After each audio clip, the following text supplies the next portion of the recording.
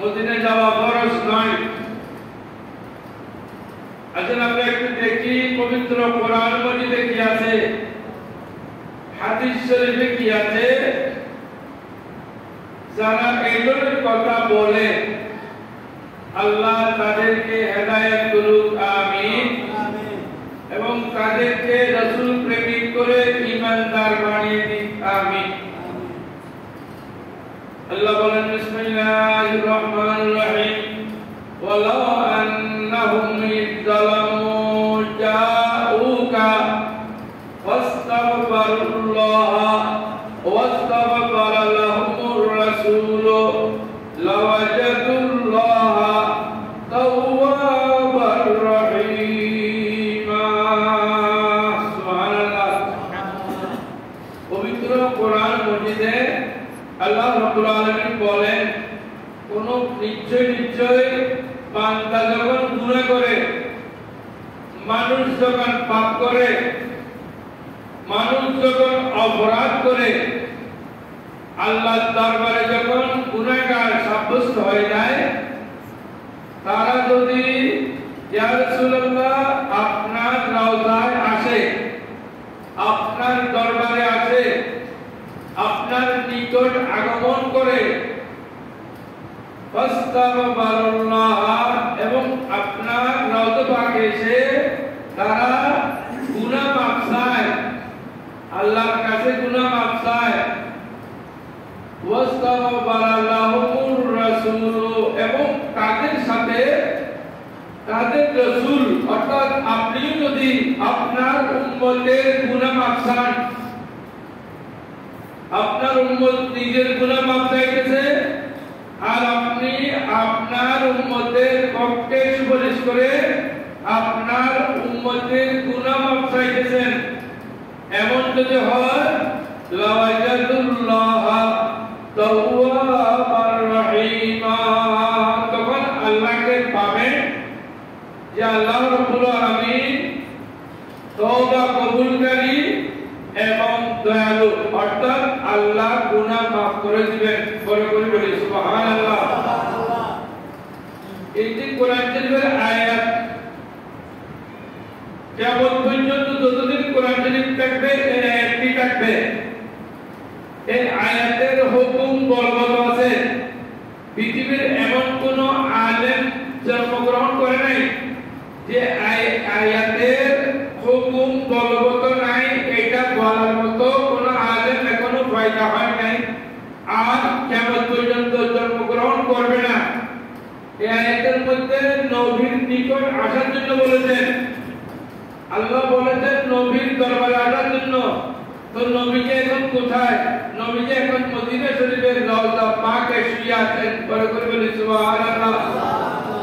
যেখানে শুয়ে আছেন কিতাবের মধ্যে এসেছে যে মাটির সাথে নবীজির শরীর মুবারক লেগে আছে, ওই মাটি এত দামি পৃথিবীর কোন জায়গায়, এমনকি মক্কা শরীফ পর্যন্ত ওই মাটির মতো মর্যাদাবান মাটি নেই। এমনকি আরশের মহল্লার চেয়েও নবীজি যেখানে শুয়ে আছেন মদিনা শরীফের রওজার মাটি এর চেয়েও দামে বেশি। করে বলি সুবহানাল্লাহ। সাথে মদিনা শরীফ বা রওজা পাকে যাব না কেন? কিতাবে এসেছে ওমিনবারি মা বাইনা বাইতি ওয়া মিনবারি রাউযাতুন মিন রিয়াদিল জান্নাহ। রাসূল পাক ইরশাদ করেছেন, আমার ঘর এবং আমার মিনবারের মধ্যখানে রাউযাতুন মিন রিয়াদিল জান্নাহ, এখানে রিয়াদুল জান্নাহ আছে, বেহেশতের টুকরা আছে। করে বলি সুবহানাল্লাহ। তো যারা যেতে নিষেধ করে বেহেশতের দুনিয়ার মধ্যে কেউ যদি বেহেশতের টুকরা দেখতে চায়, এটা হাদিস শরীফ বুখারীর হাদিস, দুনিয়ার মধ্যে কেউ বেহেশতের টুকরা ঢুকতে চায় না, বেহেশতে যেতে চায় না, এমন কোন মুসলমান আছে? যাদের নসিব খারাপ তারা ব্যতীত। এখানে এই রাউযাতুল রিয়াদিল জান্নাতে ঢোকার সাথে সাথে মানুষ নামাজ পড়ার জন্য হাজি সাহেবরা পাগলের মতো হয়ে যায়। সেখানে আর এই ব্যস্তের টুকরের মধ্যে নামাজ পড়ে বড় করে বলি সুবহানাল্লাহ। তো রাসূলের রওজা পাকের সাথে লাগানো রিয়াজুল জান্নাত আছে সুবহানাল্লাহ। রাসূলের রওজা পাকের সাথে লাগানো মকামে আসহাবে সুফা আছে, ওটা একটু উঁচু জায়গা, যেখানে আবু হুরায়রা রাদিয়াল্লাহু তাআলা সহ অনেকে বসে থাকতেন। অনেকে বসে বসে সেখানে নূরানী নবীর নূরানী চেহারা দেখে থাকতেন সুবহানাল্লাহ। এবং রাসূল পাকের জবানে কি বলতেছেন ওই হাদিস শরীফগুলো নোট করতেন, কোট করতেন সুবহানাল্লাহ। মদিনা শরীফের ব্যাপারে আল্লাহ রাসূল বলেছেন, আল্লাহুম্মা ইন্না ইব্রাহিমা আবদুকা ওয়া খলিলুকা ওয়া নাবিয়ুকা। আল্লাহ ইব্রাহিম আলাইহিস সালাম আপনার বন্ধু, আপনার নবী, আপনার বান্দা। ওয়া ইন্নী আবদুকা ওয়া নাবিয়ুকা, আমিও আপনার বান্দা এবং আপনার নবী। ওয়া ইন্নাহু দাআকা লিমাক্কাতা, ইব্রাহিম আলাইহিস সালাম মক্কা শরীফের জন্য দোয়া করেছেন। ওয়া ইন্নী আদউকা লিল মদিনা, আল্লাহ আমি মদিনা শরীফের জন্য দোয়া করতেছি। বড় করে বলি সুবহানাল্লাহ। বেমিসলে মা দাআকা লিমাক্কাতা, আমি মক্কা শরীফের জন্য দোয়া করে মক্কা শরীফকে দাবি করেছি, আর মদিনা শরীফের জন্য দোয়া করে মদিনা শরীফকে হেরম বানিয়েছি। বড় করে বলি সুবহানাল্লাহ। এতগুলো জিনিস মদিনা শরীফে আছে, কেন আমরা মদিনা শরীফে যাব না? আল্লাহ রাসূল ইরশাদ করেছেন, আল্লাহুম্মা বারিক লানা ফি সামারিনা ওয়া বারিক লানা ফি মদিনাতিনা ওয়া বারিক লানা ফি সাইনা ওয়া বারিক লানা ফি মুদ্দিনা। আল্লাহ রাসূল দোয়া করেছেন, আল্লাহ মদিনা শরীফের মধ্যে আপনি বরকত দান করুন। আল্লাহ মদিনা শরীফে আপনি বরকত দান করুন।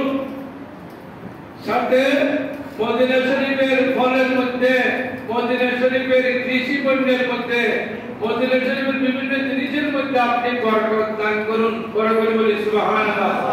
আরে মদিনা শরীফ একটা কিছু আছে, হাদিস শরীফে এসেছে, মান মাতা ফি আহাদিল হারামাইন বুইতা ইয়াউমাল কিয়ামাতে মিনাল আমিনিন, যে ব্যক্তি মক্কা শরীফের হারামে অথবা মদিনা শরীফের হারামে মৃত্যুবরণ করবে, সেই ব্যক্তি কিয়ামতের দিন নিরাপদভাবে কবরটা করতে পারবে। বড় করে বলি সুবহানাল্লাহ।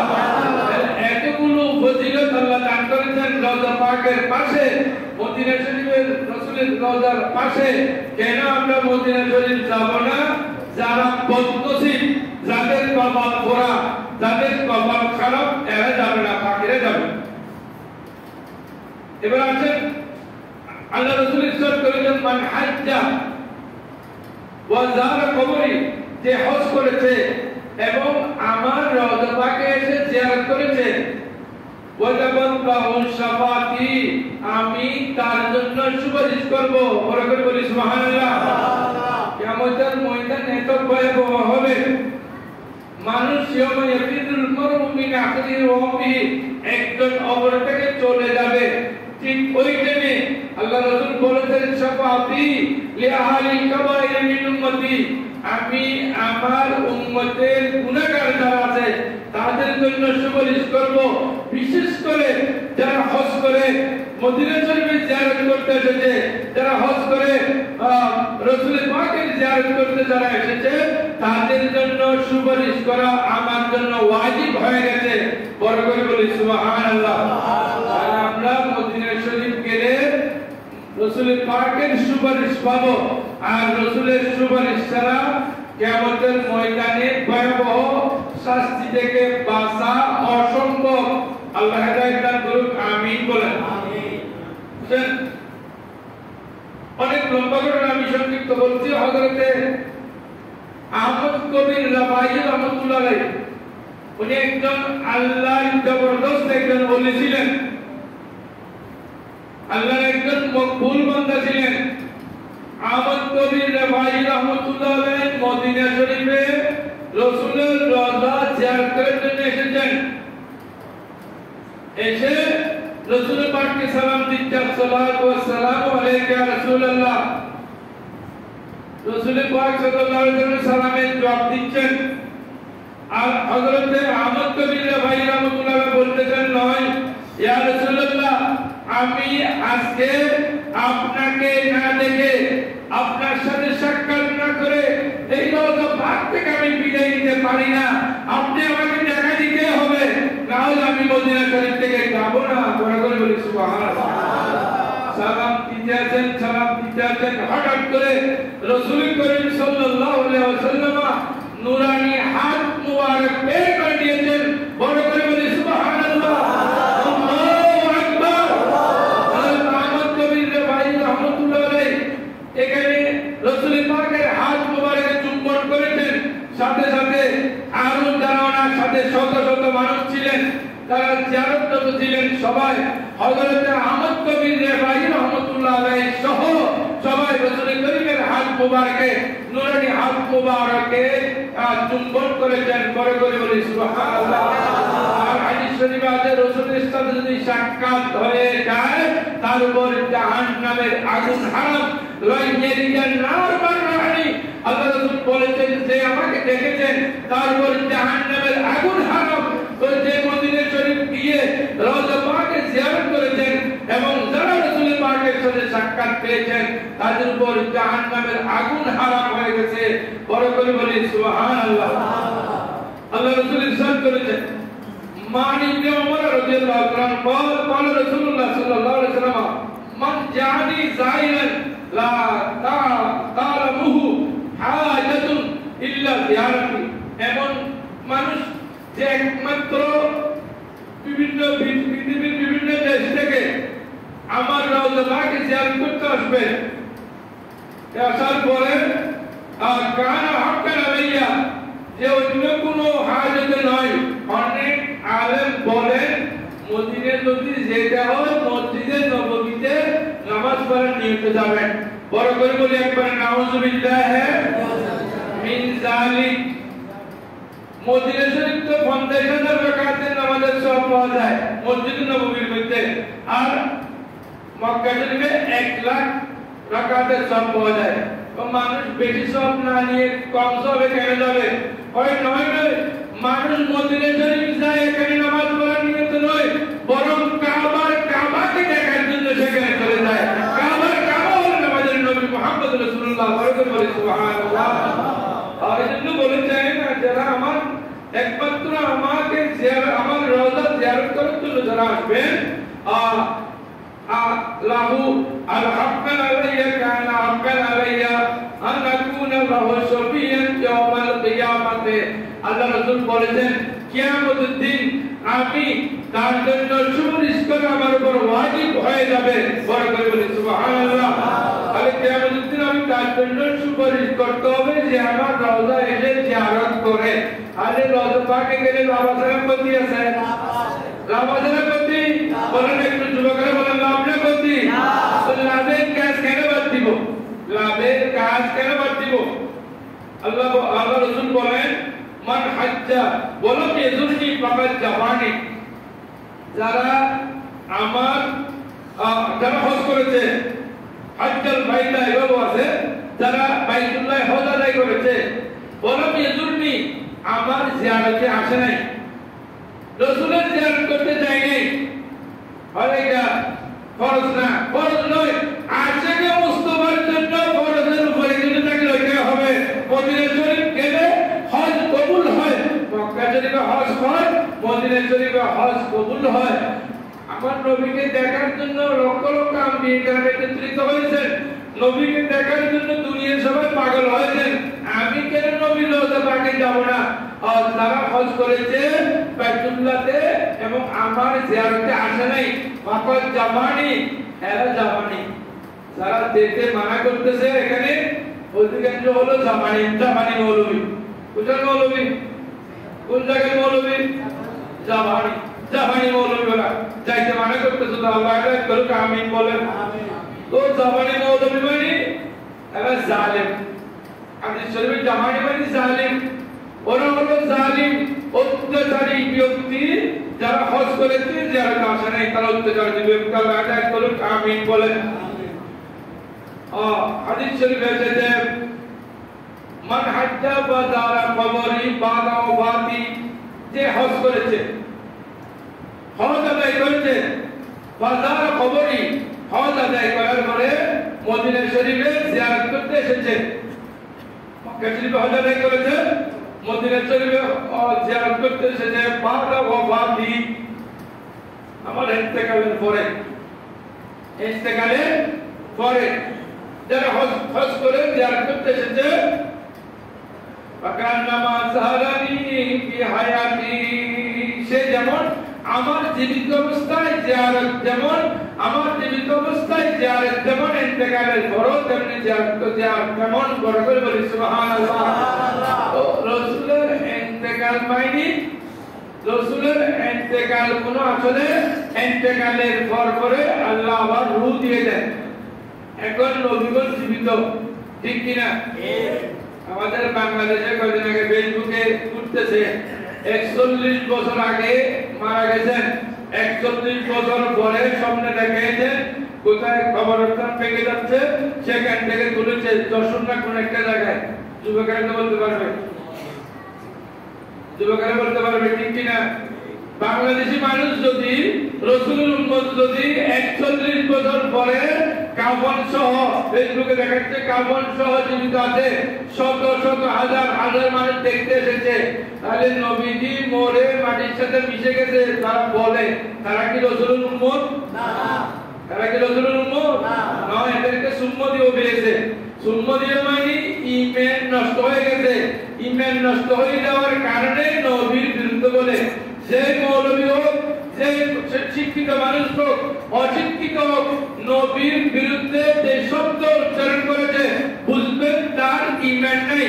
সে ব্যক্তি আবু লাহাবের মতো হয়ে গেছে, আবু জাহলের মতো হয়ে গেছে, সে তাকে সুন্নতিও পেয়েছে, সেই শয়তান হয়ে গেছে।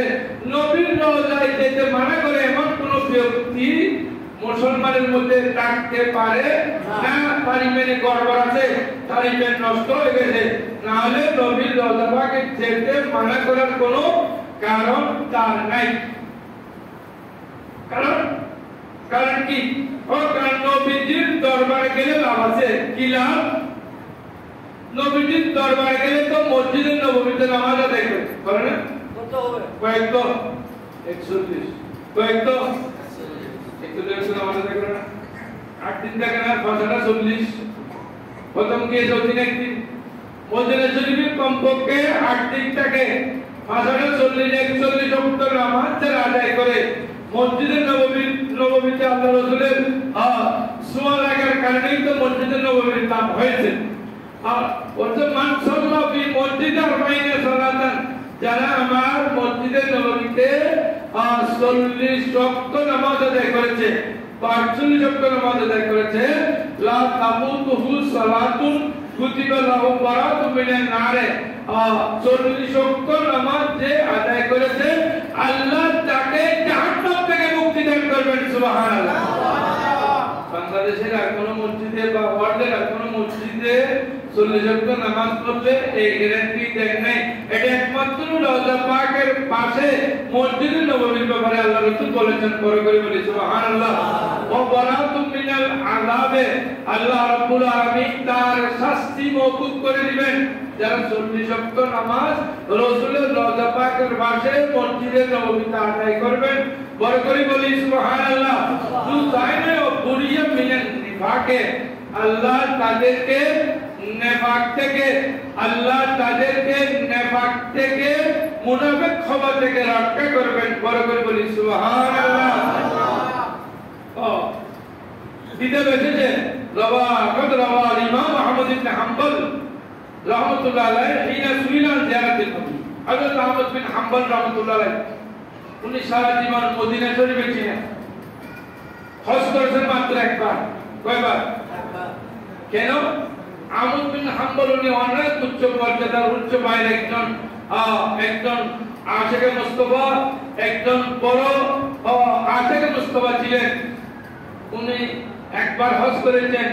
আহমদ বিন হাম্বল রাহমাতুল্লাহ আপনি বারবার হজ মানুষ করে আপনি করেন না কেন?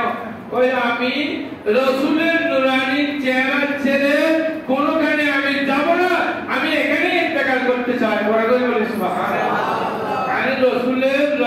পাকের সামনে এখানে রাসূলের দরবারে আমি ইন্তেকাল করতে চাই যদি মক্কা শরীফ থেকে আমার ইন্তেকাল হয়ে যায় এজন্য আমার হজ ফরজ বিদায় আমি একবার হজ আদায় করেছি আর হজ আদায় করতে চাচ্ছি না কেন আমি রাসূল পাকের রওজার পাশে থাকতে চাই সুবহানাল্লাহ সুবহানাল্লাহ আপনি বলতেছেন সুইলাম জিয়ারতিন নবী সাল্লাল্লাহু আলাইহি ওয়াসাল্লাম হাম্বলি মাযহাবের ইমাম ওনাকে বর্ণনা করা হয়েছে যে হুজুর রাসূলের রওজা জিয়ারতে যেতে পারবো কিনা রাসূলের রওজা পাক জিয়ারত করার বিধান কি ইন্নাহু সাল্লাল্লাহু আলাইহি ওয়াসাল্লাম قال ما من احد يصلي علي الا رد الله الي روحي حتى ارد عليه السلام উনি রাসূল পাকের একটি হাদিস স্মরণ করে দিয়েছেন রাসূল করিম ইরশাদ করেছেন যে আমার রওজায় এসে আমাকে সালাম দেয় আসসালাতু ওয়াসসালামু আলাইকা ইয়া রাসূলুল্লাহ বলে সালাম দেয় ইল্লা রাদ্দাল্লাহু আলাইয়া রূহি আল্লাহ রাব্বুল আলামিন আমার রূহকে ফিরাইয়া দেন আহাদারুদ আলাইহিস সালাম আমি তার সালামের জবাব দিই বড় করে বলি সুবহানাল্লাহ তাদের সালামের জবাব কি মরা মানুষ দিতে পারে না জিন্দে দিতে পারে মরা নবীরে জিন্দে নবী ইন্তেকাল হওয়ার পর নবীগণকে আল্লাহ রাব্বুল আলামিন যাবার প্রাণ দান করেন ওনারা যেখানে ইচ্ছে সেখানে যেতে পারেন যা যেখানে ইচ্ছে সেখানে যাওয়ার সুযোগ আল্লাহর পক্ষ থেকে করে দেন সুতরাং এতগুলো ফজিলত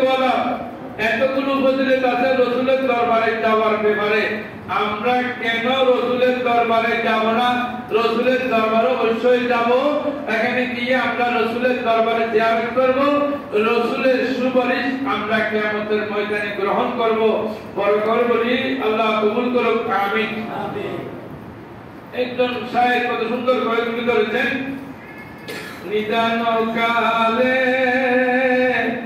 করব যখন নফসি ইনফুসি দয়াল নবী কাঁদিবে মোরা কেমনে বাঁচি সুবহানাল্লাহ রাসূলের চিন্তা হলো আমরা কেন বা কেমন করে বাঁচবো আমরা কেমন করে রক্ষা পাবো কিয়ামতের ময়দানে আমরা কেমন করে আল্লাহর আযাব থেকে বাঁচবো এটা হলো রাসূলের চিন্তা সুতরাং আমরা মদিনা শরীফ যাব আরেকজন বললেন সোনার মদিনা আমার প্রাণের মদিনা